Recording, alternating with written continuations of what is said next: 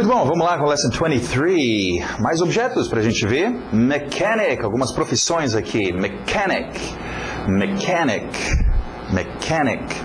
Secretary, olha o ritmo. Secretary, secretary.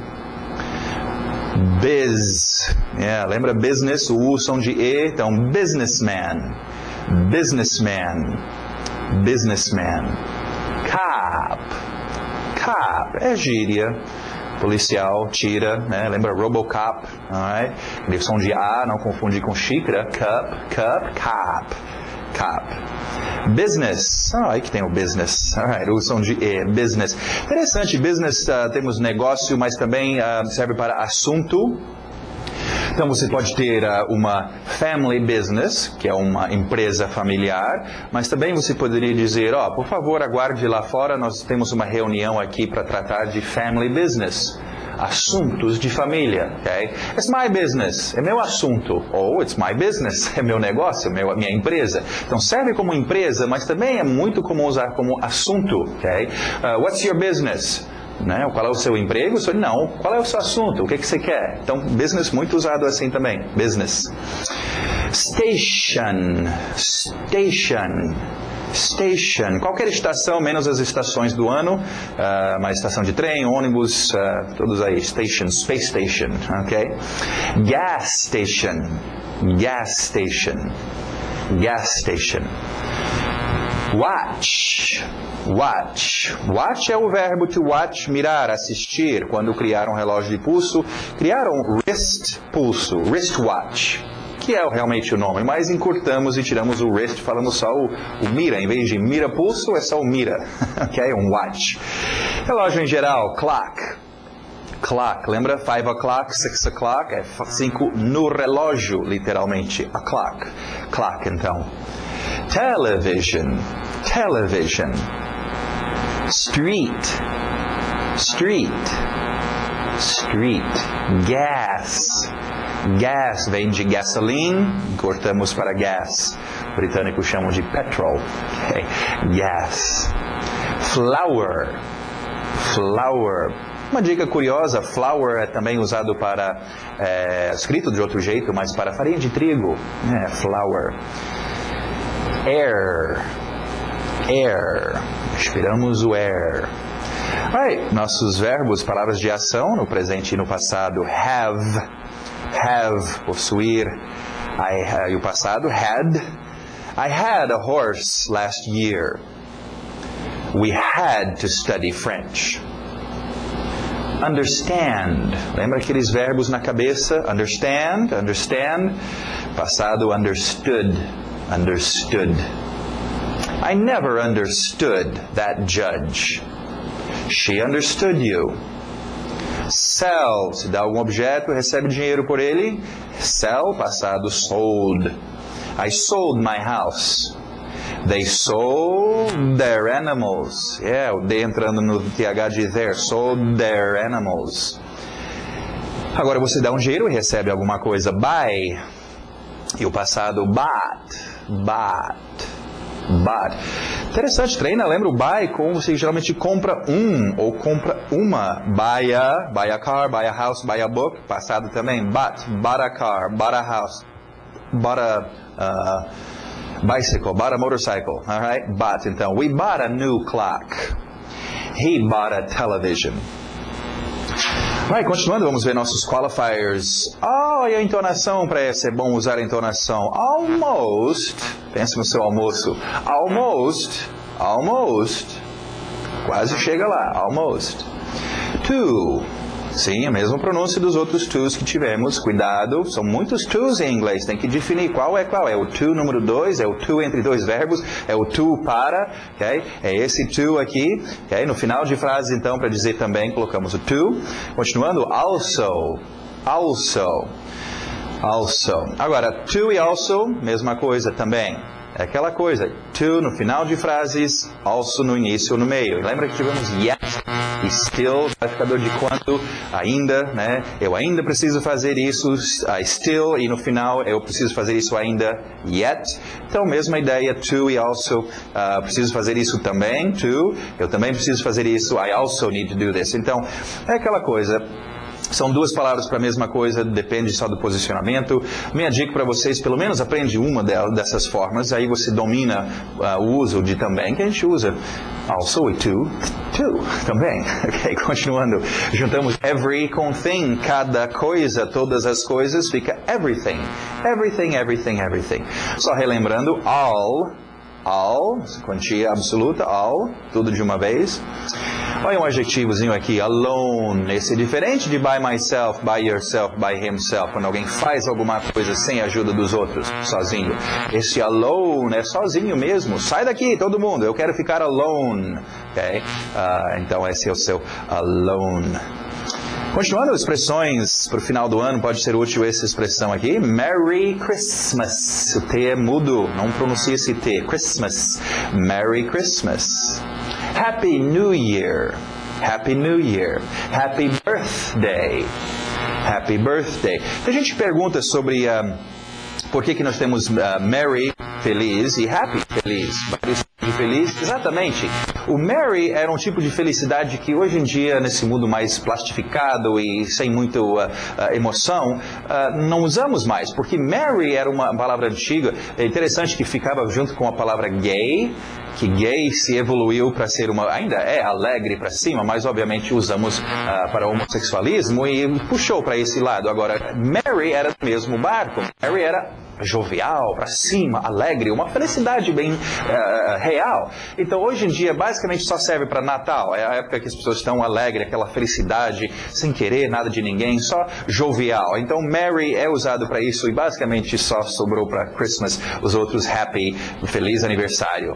Quem está feliz em passar mais um aniversário? Então, Happy é um pouquinho menos verdadeiro. É uma felicidade meio falsificado. Happy. Ok. Essa é a diferença. Right? Happy and merry. Continuando, really, de fato aconteceu isso, really, I really need your help, you're really a good person, de fato, sem mentira, ok? Agora, mesma palavra, mas outra entonação e outro significado, expressão bem comum. Really? Os fofoqueiros adoram usar isso. Oh, me conta mais, really? Foi assim? É mesmo? Really? Ok, então esse é o outro uso aí para really. Continuando, are you married? Are you married? I'm single. I'm single. She is tired. Tired. Não vai tired. Pela escrita é tired. Só um D no final. She's tired. It's hot. It's hot. Interessante notar aí. Olha o seu ator sendo usado. No inglês tem que usar o ator. Em português está quente. No inglês, o que está quente? Cadê o ator? Ele está quente, ela está quente, o clima está quente. It. Alguma coisa neutra, it's hot, ok? Alright, para terminar hoje vamos ver nosso grammar. Nós temos nossos últimos 2 verbos auxiliares. Grande cerimônia hoje, nós vamos entregar os seus últimos 2 verbos auxiliares para colocar no seu cinto de utilidades e estar então armado para fazer o seu inglês funcionar do jeito que você quer, colocando os verbos auxiliares e utilizando-as, ok? Vamos só olhar aqui no quadro rapidamente, para a gente só lembrar vocês desses verbos auxiliares e encaixá-las aqui. Alright, temos o primeiro aqui, would. Mesma pronúncia que nós vimos com could, lembra? Não erra essa pronúncia, é a mesma coisa que good, aquele som do soco na barriga. Good, could, would, ok? Sim, é a mesma pronúncia de madeira, would, ok? Would, muito bom. Agora, would é o nosso verbo auxiliar, tem aí, usado para formar o condicional. Agora, chamamos de condicional porque cria condições. Lembra, os verbos auxiliares estão criando efeitos ou coisas, mexendo com o verbo, com a ação que está acontecendo. Então, esta vez eu quero pegar esta ação, por exemplo, comer. Eu quero dizer que tem condições. Em português fica o seu ia. Comeria, se as condições tivessem certo. Iria, se tivesse uma carona. Estudaria, se tivesse um livro. É aquele, se tivesse as condições. Ok? Então esse é o efeito I would eat. You would speak. Você falaria se soubesse falar. Okay? Então esse é o efeito que esse would está fazendo em cima do seu verbo. He would like. Ele gostaria. Se tivesse as condições. Uma rápida dica, vamos só separar esses verbos auxiliares. Rápida dica, nós ainda veremos a palavra if, se tivesse as condições. Esses dois são muito usados, entendeu? Faria tal coisa se tivesse as condições. Okay? É só uma dica. If vem depois, mas já pode assimilar isso. Alright? Temos o verbo auxiliar would. Sim, igual que nós vimos com o will, a contração é feita. Esses verbos auxiliares gostam de namorar com atores, embora não tenham nada a ver com atores, mas é assim que é feita. I, apóstrofe D, fica I'd eat. You'd, apóstrofe D, you'd speak. He'd like. Mas não esquecem, embora está sendo juntado com o I, eu prefiro que vocês pensam nesse D assim. I'd eat. Ele está vindo aqui ainda, antes do meu verbo. Para vocês é mais fácil entender, porque em português pegamos o verbo e fazemos o efeito aqui, no final. E no inglês pegamos o verbo e fazemos o efeito aqui, no início. O efeito para fazer o condicional é um D. Então, no português é o ia. Comeria, no inglês, de comer. De comer. De falar, de gostar, em vez de gostaria, ok? Então é importante você associar esse D, o som. Mais uma vez, pegamos um verbo auxiliar, igual fizemos com will, um verbo auxiliar grande, quebramos e tiramos só o sonzinho de um D. Então, embora o verbo auxiliar é would, na verdade, no seu uso, principalmente aqui no afirmativo, vai ficar só o som de um D. He'd like. She'd speak, you'd go, e todas as formas. My son need. Meu filho precisaria. Na pronúncia, na escrita, tudo bem, tem que aparecer a palavra, mas quem vai falar para você vai se dizer só um D. My son need. O que é esse D que ele falou? Ele não fala um would? Não, ninguém fala would. Okay? Então, prestem atenção, eu estou te ensinando. O L, o will, vai ficar só o som de um L e o would vai ficar só o som de um D, quando é usado aqui no afirmativo. Muito bom. Nosso negativo e interrogativo, sabemos que é sempre a mesma coisa. Antes do meu not aqui, I would not eat, eu não comeria, aí ó, vindo aqui antes do not, podemos fazer a contração wouldn't eat, ok? E no interrogativo vindo antes, would you like? Então mais um verbo auxiliar para treinar com todos os seus atores. Muito bom, então, vamos ver os exemplos. Escrito completo, mas treina só o som do D, né? We'd like to see her. Like. Tem que acostumar o seu ouvido. Gente, ninguém vai chegar e dizer we would like to see her e dizer o would todo. Vai ser só aquele Dzinho. We'd like to see her. D. Só o D, ok? Então acostuma com isso. They'd work with us, for sure. I'd visit more, but I don't have time. She'd prefer, so did prefer, she'd prefer to go there tomorrow. Alright, nosso último verbo auxiliar. Temos aí should, mesmo som, would, could, good, should, ok? Should. Vamos ver o should. Should eu vou colocar aqui embaixo junto com o can e o could, ok? Should e o can são verbos auxiliares que não são usados para criar um efeito. Eles significam alguma coisa, inclusive em português são verbos. No inglês é um verbo que aparece do lado de um verbo para ajudá-lo, então chamamos de um verbo auxiliar e entra aqui nesse grupo. Should então significa dever, ok? Não é dever dinheiro, é deve fazer algum verbo, ok? Should eat, should speak, should go, ok? Não temos uma forma curta, tem que usar a palavra toda. Should speak, should like, should need, should be, deve ser, ok? Então, o seu último verbo auxiliar para treinar. E não adianta só treinar os verbos auxiliares sem entender o efeito ou o que eles estão fazendo.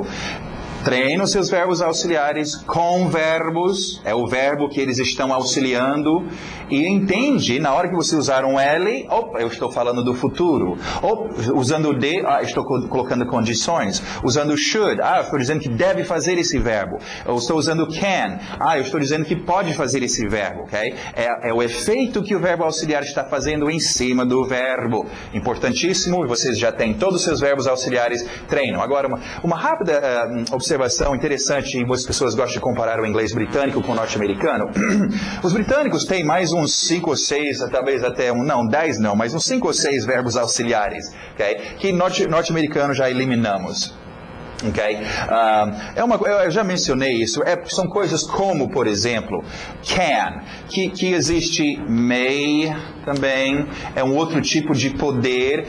Em vez de ter dois, nós juntamos e fazemos só can, ok? No inglês norte-americano. Então, é um processo de evolução. O norte-americano já evoluiu, pegou aquele idioma e achou umas coisas meio redundantes e cortamos fora. Então, sumiu alguns dos verbos auxiliares, né? Por exemplo, shall, né? E o may, e o might, ok? Esses, basicamente, norte-americano não usa e vocês realmente não precisam se preocupar com isso. Não que deveríamos ignorá-los, mas com o tempo vocês vão ver um ou outro lugar alguém usa, mas para a gente não ficar esquentando a cabeça, este é o nosso grupo de verbos auxiliares, ok? Não esquece de treiná-los.